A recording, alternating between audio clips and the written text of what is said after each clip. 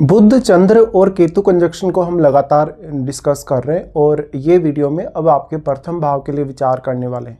तो प्रथम भाव में यानी आपके लगन में अगर बुध, चंद्र और केतु का कंजक्शन बनेगा तो इन तीनों के जो इम्पैक्ट रहेंगे आपकी ओवरऑल लाइफ पर वो कैसे रहेंगे।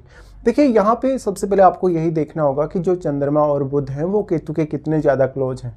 अब चंद्रमा तो वैसे भी एक अत्यंत शुभ ग्रह है और बहुत ज़्यादा कोमल ग्रह है। अगर वो केतु के बहुत ज़्यादा क्लोज ना भी हो तो केतु का प्रभाव उस पर फिर भी पड़ेगा। बट बुध की स्थिति यहाँ बहुत महत्वपूर्ण है। क्या बुध यहाँ वक्री होके बैठे हैं, क्या बुध यहाँ पे वक्री नहीं है, इसका भी बहुत बड़ा फर्क पड़ेगा। निश्चित तौर पे ये कंजक्शन लगन में होने से आपको आपकी वैचारिक क्षमता या आपकी मानसिक क्षमता को बहुत ज़्यादा मजबूत रखना होगा, क्योंकि यहाँ जो चंद्रमा है केतु के साथ मिलकर ग्रहण दोष का निर्माण कर रहे हैं। दूसरी तरफ जो बुध है, बुध की एनर्जी को भी केतु अपने में समाहित कर रहे हैं और चंद्रमा की एनर्जी को तो केतु अपने में समाहित कर ही रहे हैं। इसलिए ये इसको आप साधना योग भी बोल सकते हैं। ऐसा व्यक्ति गूढ़ विद्याओं में काफ़ी ज़्यादा रुचि लेगा। वो एक अच्छा मनोवैज्ञानिक बन सकता है, एक अच्छा साइंटिस्ट बन सकता है, जातक कोई आध्यात्मिक रूप से फेमस पर्सनैलिटी बन सकता है। साथ ही साथ जातक में बहुत ज़्यादा गहराई से सोचने, विचार करने की क्षमता या निर्णय लेने की क्षमता होगी। बट यहाँ जो सबसे बड़ी प्रॉब्लम आपको होगी, ये यहाँ पर आप अपना जो मन है और अपनी जो बुद्धि है उसको एक नहीं कर सकेंगे, या आप अपने मानसिक तौर पर, अपने बौद्धिक तौर पर एकमत नहीं हो सकेंगे। तो यहाँ आपको काफ़ी कन्फ्यूजन भी रहेगा। साथ में आप उन भावों को देखिए जिनके स्वामी आपके चार्ट में बुध हैं। उन भावों के लिए आपको काफ़ी ज़्यादा कन्फ्यूजन रह सकता है। उन भावों से जुड़े हुए रिश्तों में भी आपको डील करने में काफ़ी परेशानी हो सकती है। अब बुध अगर वक्री हो जाएं तो फिर वो केतु के साथ ही आपके चार्ट में मूव करेंगे और फिर वो 12th हाउस की तरफ मूव कर रहे हैं, तो इससे आपकी परेशानी और भी ज़्यादा बढ़ सकती है। तो आपको यहाँ बुध को बहुत ज़्यादा स्ट्रॉन्ग करना होगा। बट अगर बुध वक्री हुए उस केस में आपको बुध से कोई खास मदद नहीं मिलने वाली। तीनों ही मिलकर आपकी पर्सनैलिटी को बहुत अच्छा बनाएंगे। आपकी जो वैचारिक क्षमता है या जो वैचारिक शक्ति है उस पर आपको सबसे ज़्यादा काम करने की आवश्यकता है।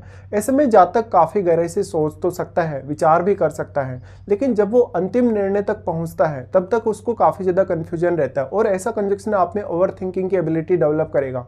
तो लगभग आप अगर सही डिसीजन ले भी लेंगे तो वहाँ पर आप और ज़्यादा सोचेंगे और ज़्यादा गहनता से विचार करेंगे, क्योंकि चंद्रमा यहाँ केतु से प्रभावित होने की वजह से आपका जो एक दायरा है सोचने का वो निर्धारित नहीं हो पाता। तो आप किसी भी विषय में बहुत ही ज़्यादा गहराई तक जाने की क्षमता तो रखते हैं, लेकिन आपको ये एहसास नहीं हो पाएगा चंद्रमा और बुध के यहाँ होते हुए कि आपको कितनी गहराई के बाद में डिसीजन लेना चाहिए, कितनी गहराई के बाद में जो आप कुछ चाहते हैं आपको पा गया। निश्चित तौर पे ये कंजक्शन आपको काफ़ी उतार चढ़ाव देगा लाइफ में। रिलेशनशिप के हिसाब से ये कंजक्शन आपको काफ़ी ज़्यादा परेशान भी कर सकता है। तो अब आप किसी ऐसे फील्ड में काम कर रहे हैं जैसे जासूसी से रिलेटेड, अकल्ट से रिलेटेड, आध्यात्मिक फील्ड में हो, या अकल्ट के अलावा आप किसी अन्य ऐसे फील्ड में जहाँ पर आपको कोई बहुत लंबा या बड़ा रिसर्च करना पड़ता हो, बहुत ज़्यादा सोचना या विचार करना पड़ता हो। अब यहाँ पे आपका जो लग्नेश है उसका मजबूत होना जरूरी है और लगन की क्वालिटीज़ को यहाँ केतु अपने में समाहित करेगा। तो आप अपने आप को लेके, स्वयं की क्षमताओं को लेके, स्वयं की बौद्धिक क्षमता, स्वयं की वैचारिक क्षमता या स्वयं की मानसिक क्षमता को लेके बहुत ज़्यादा कन्फ्यूजन में रहेंगे और इस वजह से ज़्यादातर आपका जो फायदा दूसरे लोग उठाएंगे। यहाँ पे अब जो चंद्रमा है और जो बुध है इनकी दृष्टि आपके सप्तम भाव पे होगी, जहाँ पर राहु का प्रभाव भी इन पर पड़ रहा है डायरेक्टली। तो निश्चित तौर पे आपके लिए अब दूसरों से सावधान रहना भी उतना ही ज़्यादा जरूरी हो जाएगा। इस वजह से सबसे ज़्यादा ज़रूरी तो आपके लिए यही है कि आप अपनी जो एक्चुअल क्षमता है, जो आप में जो भी कारकत्व है इन ग्रहों के द्वारा प्रदत्त, या फिर आपकी जो बौद्धिक क्षमता है, निर्णय लेने की क्षमता है, उसको एक्चुअल में पहचानें और उसका सही दिशा में उपयोग करें। बट यहाँ बुध केतु के साथ होने से, केतु यहाँ एनर्जी को अपने में समाहित कर रहे हैं, तो आपको बुध और चंद्रमा पर बहुत ज़्यादा वर्क करना होगा। वैसे अगर देखा जाए, अगर आप रेमेडी करते हैं बुध के लिए या चंद्रमा के लिए, तो ऐसा कंजक्शन आपको बहुत हेल्प तो कर सकता है। बट यहाँ केतु कितने ज़्यादा क्लोज हैं इन ग्रहों के, जितने ज़्यादा केतु क्लोज होंगे उतना ही ज़्यादा वो इनकी एनर्जी को प्रभावित करेंगे अपनी क्षमताओं की वजह से। साथ साथ में ऐसा व्यक्ति कोई एक बहुत ज़्यादा साधु या सन्यासी हो सकता है, जहाँ तक कोई साधना के पथ पे चलने वाला व्यक्ति हो सकता है, बट उसकी मैरिड लाइफ, उसके जो बाकी रिश्ते हैं उनमें वो बहुत ज़्यादा डिस्टर्बेंस देखेगा। तो ऐसा व्यक्ति हमेशा बहुत ज़्यादा नेगेटिव थॉट से भी घिरा रहेगा। यहाँ चंद्रमा कितना ज्यादा पीड़ित हो पा रहा है केतु से, ये आपको देख लेना चाहिए। अगर ये कंजक्शन आपके मान लो मेष राशि में बने, अगर वृश्चिक राशि में बने, या फिर ये कंजक्शन मान लो आपके यहाँ पर कर्क राशि में बने, तो सबसे ज़्यादा प्रॉब्लम आपको बढ़ेगी, विशेष तौर पे मानसिक तौर पे और बौद्धिक तौर पे भी। बट अगर ऐसा कंजक्शन आपके धनु राशि में बन रहा हो, इवन मीन राशि में बन रहा हो, तब आपके आध्यात्मिक उन्नति या आध्यात्मिक रूप से ग्रो होने की संभावना सबसे ज़्यादा है।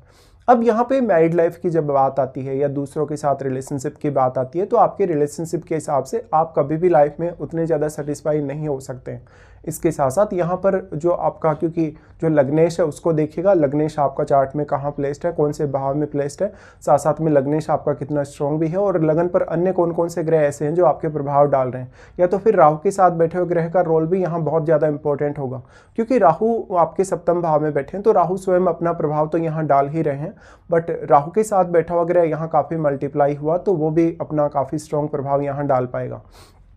अब आप देखिए कि यहाँ जो आपका साइन है, जो लगन में जो राशि है वो कौन सी है, और आपको उस हिसाब से फिर विचार करना होगा कि उस साइन का या उस राशि का एनर्जी किस प्रकार का है, और उसका एनर्जी चंद्रमा के साथ या केतु के साथ किस प्रकार से मैच हो रहा है, और यहाँ पर बुध के साथ उस एनर्जी का किस प्रकार से मैचिंग है। जो यहाँ पे अब बुध और चंद्रमा आ गए साथ में, तो आप में कल्पना शक्ति बहुत ज़्यादा है। आपको हमेशा ये देखना है कि खुद की क्षमताओं पर आपको ज़्यादा से ज़्यादा बिलीव करना है। आप जितना गहराई तक सोच सकते हैं, विचार कर सकते हैं, किसी भी विषय में बहुत ज़्यादा गहराई तक आप जा सकते हैं, तो वैसा बहुत ही कम हो सकता है, बहुत ही कम लोग ऐसा करने वाले हो सकते हैं। तो आपकी इन क्षमताओं पर आपको हमेशा बिलीव करना होगा।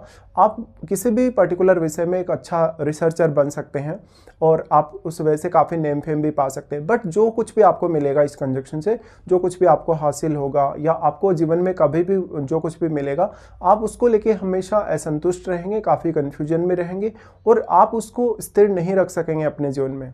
अब जो सबसे बड़ी समस्या है यहाँ पर आपको यही रहती है कि आप जब फाइनल डिसीजन तक पहुँचते हैं, तब तक आप अपने आप को बहुत ज़्यादा कन्फ्यूजन की स्थिति में पाते हैं। अक्सर आप बहुत ज़्यादा फ्रस्ट्रेशन में रहेंगे।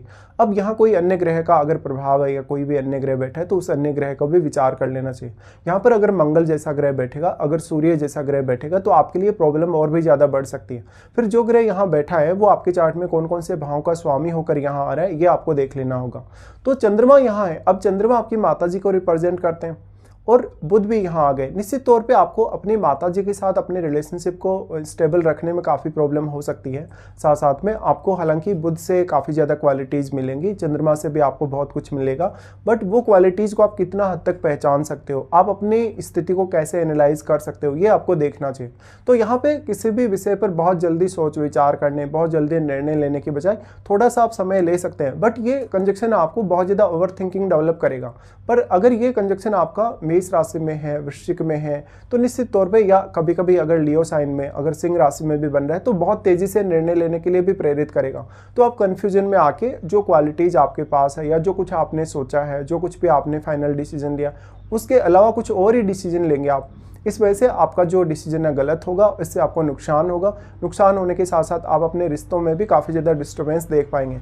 अब जो सबसे बड़ा यहाँ पर एक और जो मुद्दा है वो आपकी मैरिड लाइफ का है, क्योंकि आपके सप्तम भाव में राहु स्थित हैं। इसलिए किसी भी पर्सन से आप डील कर रहे हैं, चाहे तो अपने जीवन साथी से डील कर रहे हैं, चाहे तो किसी अदर पर्सन से, चाहे तो आप बिजनेस में किसी भी प्रकार की डीलिंग कर रहे हैं, तो आपको पार्टनरशिप से बचना होगा। साथ साथ में जो जीवन साथी है आपका, उसके व्यवहार से भी आपको बचना होगा, या जीवन साथी को समझने में भी आपको काफ़ी ज़्यादा कठिनाई या परेशानी होगी।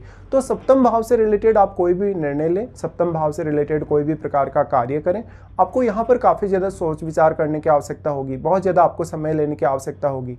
इंडिविजुअली आप अपने आप की स्वयं की क्षमता को ही नहीं समझ पा रहे जब इस कंजक्शन के होते हुए, तो सामने वाले पर्सन को आपके लिए एनालिसिस करना या उसको एनालाइज करना, उसके व्यवहार को समझना बहुत ज़्यादा मुश्किल है। तो इस हिसाब से सबसे ज़्यादा जरूरी है इस कंजक्शन में कि आप सेल्फ कॉन्फिडेंस कितना ज़्यादा डेवलप कर पाते हैं अपने अंदर, उसके बाद आपको आगे बढ़ना चाहिए।